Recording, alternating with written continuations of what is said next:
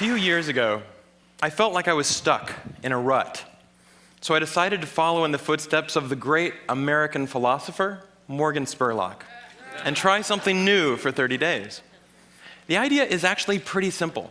Think about something you've always wanted to add to your life and try it for the next 30 days. It turns out 30 days is just about the right amount of time to add a new habit or subtract a habit, like watching the news, from your life. There's a few things that I learned while doing these 30-day challenges.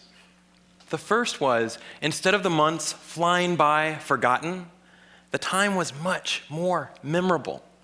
This was part of a challenge I did to take a picture every day for a month, and I remember exactly where I was and what I was doing that day. I also noticed that as I started to do more and harder 30-day challenges, my self-confidence grew.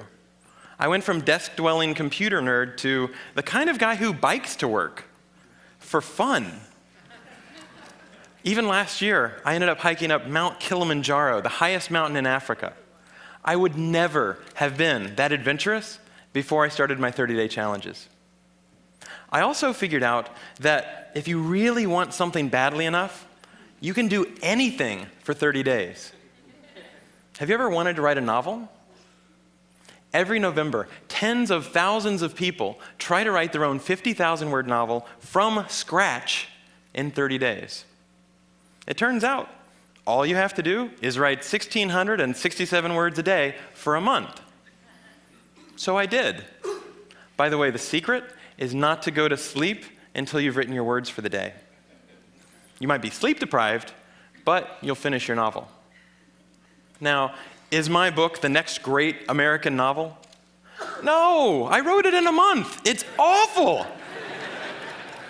But for the rest of my life, if I meet John Hodgman at a TED party, I don't have to say, I'm a computer scientist. No. If I want to, I can say, I'm a novelist.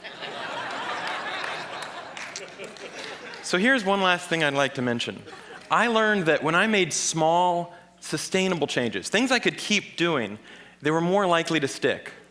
There's nothing wrong with big, crazy challenges. In fact, they're a ton of fun, but they're less likely to stick. When I gave up sugar for 30 days, day 31 looked like this. So here's my question to you. What are you waiting for? I guarantee you the next 30 days are going to pass whether you like it or not.